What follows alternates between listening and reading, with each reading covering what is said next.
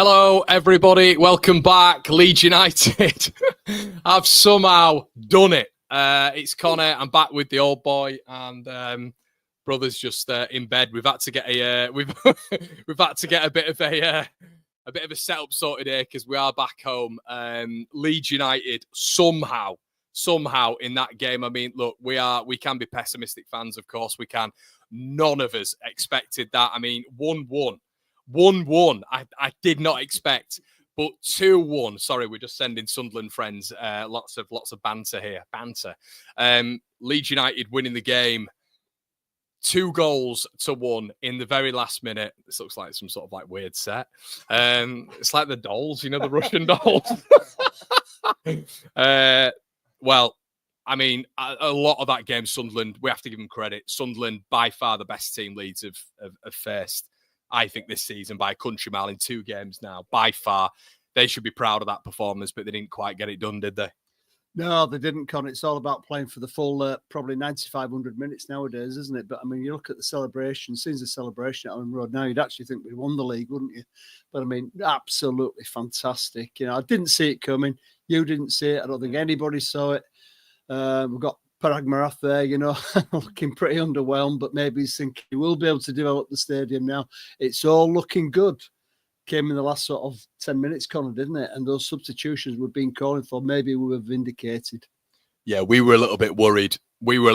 Going into, I think, the second half. He hadn't made the changes. He was vindicated in his subs, I'll be honest. I thought he could have made him a bit earlier. Jack, what is your overall thoughts on that second half? It was a lot better, wasn't it? I think it's miles better.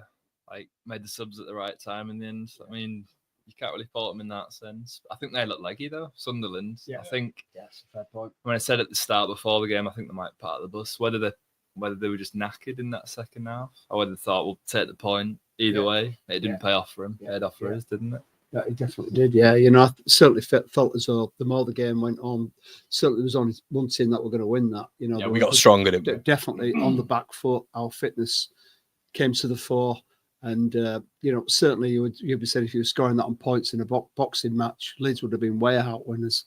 You know, and we got it. We got probably what we deserved right at the end. A lot of the neutrals would have said that probably would have been a fair result, being a draw, but really on the attacking prowess that we were showing, I think we probably deserved it just about in the end. Yeah, I'd say so. I think when you look at the balance, I think Sunderland became a little bit less aggressive, and I think that they maybe we showed them too much respect, I think, in that first half. And I think in the second half, maybe they showed us a little bit too much respect. Leeds weren't great, I didn't think, all evening. I didn't think we can be a hell of a lot better than that, but that is credit to Sunderland. But we've got to talk about that last 10 minutes. Unbelievable. Unbelievable. Rothwell, we were calling for it during the watch along. Grave had to come off, and you simply look at the levels between the two players. And I mean, Gruev for me has been much improved. I think he's actually been really good post injury. But I think when he's come up against some really good operators in the middle there, he struggled. I think mentally he was struggling in that game. I think he was going lateral. He was going backwards because he had a couple of passes that he played forward, which Bellingham got in the way of, Rigg got in the way of. And I think it was in his head a little bit, that very similar to Guy Lavogge. Do you remember against Harrogate when he drop into that back 2 and drop into that back 3? Because he was a bit nervous about getting the ball when he was pressed in that middle pocket. As soon as Rothwell came on, which we're all calling for, I mean, that last goal there, where he's cut inside under pressure, he's not gone with the right foot, whips it with his left, right past Patterson's reach, and right on the money with Pascal Struijk. He was the difference maker, wasn't he, Jack? 100%. I was going to say there's a bit of luck there with the Ramazani. Like, I'm gonna say it's a great pass. It's a great assist to Rothwell, and dynamic duo, Rothwell and Struijk, unbelievable. Yeah. And it was exactly. And Rothwell's delivery. I mean, that the ball in straight away. Was it the corner or was it the free kick?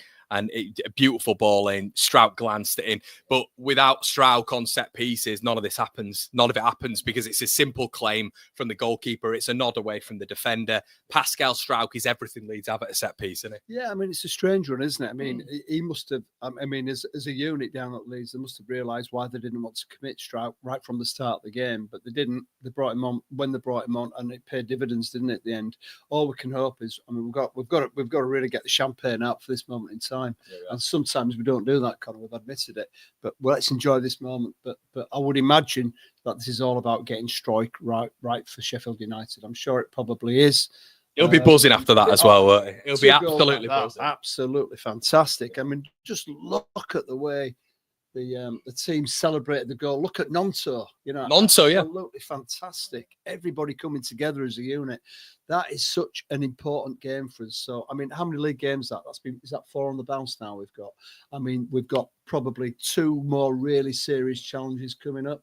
And then, okay, we don't want to take anything for granted, but we're through choppier waters then. Yeah, Kyle said Kyle's become a new member. Shout out to you, mate. Danny, as always, has gifted a One Leeds fan channel membership. Good luck to Danny. Ryan in the building. Good luck, Rye. Well, thanks, Rye. Thanks for that, man. I don't know why I'm saying good luck. And a dog has joined us. It's Pablo. This is Pablo. Hey, here he is. It's Pablo Hernandez. What are your thoughts on the game? Yeah, so unbelievable, though. Unbelievable scenes at Leeds United. And let's get into a couple of your comments, everyone. There's loads flying in for this one.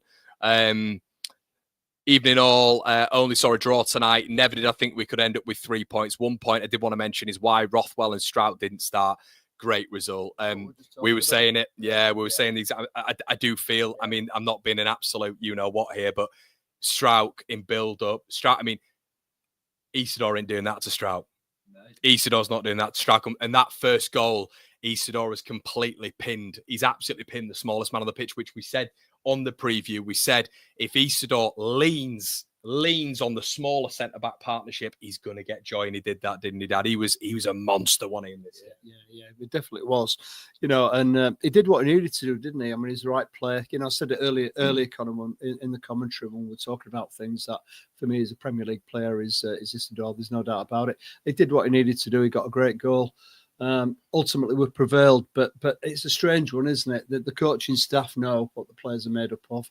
They obviously thought that strike wasn't worth the start, and it was maybe worthwhile throwing him on for the last 20 minutes, and that paid off. Let's just hope he's into the stride of it, because for me, we played a better footballing team tonight than we're going to play in a week's time. But we certainly do need Strike starting. Yeah, that for you the best team we've faced, Sunderland. I'd say so. The only other team that come close, probably Blackburn. I think me and Dad were saying they're probably one of the sides you wouldn't want to face in the playoffs. Not that I'm saying we'll be doing that, but I think Sunderland's slightly better than Blackburn. And then, 100%. I think going into that Sheffield game, a bit more confidence. Like you say, Strout, Rothwell, you'd be looking at that game going, they would. You need to change some things around a bit there. Confident now? Yeah, I'm not putting it down to luck. I'm just going to say that's how the game falls sometimes. You get misplayed passes, whatever it is. It doesn't matter. We've won the game. Yeah, absolutely. Anything to add to that? No, not at all. I mean, the idea of playing Grove in the middle is still a little bit of a mystery. When you've got. He has been better though. He has, but is a defensive-minded player. Con, if anything, I'd have had Rothwell. Again, it's such a difficult one, isn't it? It's like, when do you play Joseph and when do you not play Joseph? Do you play him from the start? You put him on for the last 20 minutes. We've had that debate all season, haven't we, between him and Perot? And now you've kind of got that, I suppose, with Gruev. And when does Gruev start? When does he come on? And it's the same with Rothwell. Really, based on what's happened tonight, it's probably worked out, hasn't it? Because we've won the game. But maybe that would have been more in the flow and been a lot more relaxed if Rothwell would have done that a little bit earlier on in the game. Would have thrown Gruev on at the end just to solidify things. Yeah, I think you're right. I think that the rotation, because Rothwell was brilliant against them at the Stadium of Light, and it was the first time we saw Tanaka and Rothwell. It was that period, Norwich, Sheffield United, Sunderland, and they were both brilliant together in that period. And he just changed the game. Absolutely, and I do feel he could have started and done that for me. Jason says Gruev should never take another free kick and Rothwell should be starting, definitely at home. I think Jason's just put at home there. I think that's right. Matt, who's normally on the channel, says champions performance, play poor and get that result. Let's have a little chat about that. I mean, without a doubt, we lose sight of that, don't we? And here we have, we've been top of the league with the exception of like 24 hours or wherever it is since they won over the weekend. and you get nights like this. I mean, Liverpool had one the other day, didn't they? Where they managed to scramble a 2-1 win, and they didn't look like champions at all. And I think that was a little bit like that for us tonight. I thought we'd be comfortable winners. It'd be tight, but I thought it'd be an awful lot more comfortable than what it was. And you get nights, and you're absolutely right, Matt. These are the nights, these are the games when you're not playing well, and you can come away. You've still got 3 points. Yeah. 100%. A few more comments in here. Brent says, an Aussie White, I believe, says super sweet considering how the previous game needed. Maybe half. Is that what I meant? I'm not sure what you mean, but there, Brent. Sorry. Here you says, I'm still in tears. Game looked hopeless at times. Season defining win. Pascal Strauchau, glorious king. March. TF on. Lee says, you're a top lad, pal, doing great content. Thanks, mate. Probably the best name we ever hear in these streams. I talk about it all the time. Bowden Llewellyn. Wow. That's like a FBI agent. That's like something of an ITV drama. Yeah, FBI agent. Yeah, Mr. Bowden Llewellyn. Watched it with my old man in my house in Wales. There's a shot with Bowden Llewellyn. He lives in Leicester. First game watched together for a while. Pretty much predicted the last 15 minutes. Get him, boom. F me, that was poor. John in the building. Great coverage, John. Robin Hood's Bay, John. Great coverage. Great goal celebration. Well done, you three. And Pablo. A little bit of a look for Pablo on the camera there, Jack. He's a bit delicate here. Ian says, Pascal Sweets. Stephen says, get Solomon bought. Probably not off the back of that. I actually didn't think he was great in that game. I thought, if anyone, my man of the match was probably Dan James for that game. And I think we're better on that right hand side. I was kind of leaning on the Bogle side for me. For me, Bogle all night long never stopped. It was the one positive. It wasn't the one positive thing. There was lots of positives, but right from the get-go, right from the get-go. When it was when it was a bit of a struggle for us, and I thought they started really well. It was Bogle for me who was carrying the flag, and he carried the flag right the way through to the end, and he never stops trying. No, he doesn't. Ben says, your dad, watch my pint is the best part. Is that what I said? It's when we jumped on him when we scored. And he was like, watch my pint. I think I stood on his glasses and he didn't care. Can you taste this? It tastes like promotion. Are we getting a bit ahead of ourselves, or do you actually? Are you still got that Leeds United nerve about you, or do you think that is even worst case scenario? Even if we're to lose to Sheffield United, that just I don't think we will. But that was big, wasn't it? In terms of how much Sunderland, I thought in a lot of moments in that game just controlled the tempo. They dictated a lot of it. We didn't have. I don't think we had a shot on target till the 65th minute. I think if you can beat the best teams in the league, they are arguably the best team, like you said, Connor. You can go into those final 4-5 games with a lot of confidence, and it's just extending that gap. I think it doesn't matter if we go up first, second. I don't care. It's that gap between second and third from me. And how many points is it between us and Burnley? Seven. That's. I'm not going to 100% say that's it, but it's that typical Leeds nervy thing, isn't it? But. Yeah, and importantly as well, we've actually extended that gap over Sunderland now. We can see they're a more than capable 10 team. Points. Yeah, a more than capable team. So when you've got how many games is it left, Connor? Is it 13 games left, and we've got a 10-point gap over us and Sunderland? All of a sudden, we've got to be losing like 3 games. Just, and then we've got that goal difference as well. Yeah, I do feel as though this could be a game-defining moment in the season. Yeah, me too. I think this was big. Are Sunderland falling apart again? No, it's only us that do that. He just made the substitutions 15 minutes too late. Yeah, 100%. I think you're right with them. I think you're right with that one. Goal difference is worth 3 points easy. Yeah, you're right. You're right, mate. Lee says a lot of people can't watch live, so what you're doing is bang on, pal. Cheers, mate. Really appreciate that. Andrew says as well, for confidence, Connor, that result is huge. JG says, Connor, give your honest opinion on Gruev. He was horrid today, and I'm simply struggling to see what he brings to the team. I don't want to see him in the side again. Yeah, I think, Horrid's it's extreme. I don't know if he was horrid. I think for someone to be horrid, there needs to be a mistake. it needs to be a mistake-laden performance, really. And I don't think he was that. But yeah, he wasn't good today. There's no way around that. And obviously, you saw the man coming out at the end and doing well. Lee says Rothwell has to start the next game, in my opinion. I mean, just that second one again, just cutting back when Ramazani had almost like miskicked it. It gets to him. And to just, because the defender came out, didn't he? Charged Rothwell down, thought he was going to whip it in on his right, to cut back in. And to do that with your left foot, to whip that in right on Strauch's head, whipped it past Patterson, the goalkeeper, as well. Very impressive, wasn't it, Jack? 100%. I was just going to say, do you reckon he was going for goal there, or was it like a whipping body thing? I don't know. Now the first goal on TV is it's replay. Look at that. It's just begging it, isn't it? I mean, really, all you needed was a touch, a scalp of the head on that, and that's exactly what Strike got. He shrugs him off there. You're on about his strength earlier on, Strike. He shoves him, gets the goal. And you have a look at that, Jack, again. If we look at that moment around Strike there's probably 3 Sunderland defenders. Have you seen that? Yeah, they're all over. I mean, he's really the odd man out to get to that ball, and he did. He got to it. It's absolutely invaluable. The delivery was immense. And it just shows you how important he is to the team.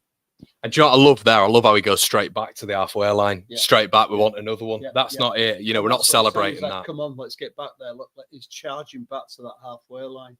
And that's the momentum we need in the team. And here we go again. And look at this goal again. So we'll just talk through it. Rothwell puts the ball in. Byron wins the first connection. They head it out. Ramazani with the best assist of the season. Straight back out to Rothwell. He cuts in, sends. Nah, whips it in, doesn't he? He sends Enzo Lafie back to Roma there. Look at this. Enzo Lafie gets absolute. This is poor defending from Lafie. You can't turn your back here. Look at this. Turns his back. There you go. Rothwell, brilliant. Get in. So many more Sunderland shirts in that 6-yard box there. Yeah. And there are Leeds. Yeah, it's so hard. It's so hard to find Strauch there. It is. And the delivery is sensational. You won't see a better delivery. And really, it was a simple task. I could have scored that goal. All you had to do was just get it. No, you could. All you had to do there, Conor, was just make sure that ball hit the centre part of your forehead and it's in. It's all in the delivery. See Bogle. Brilliant. Absolutely. What a night. Quackerslot says, what a result, lads. Good thing you can have a bed nearby. You'll need a lie down after that. Farker got the subs.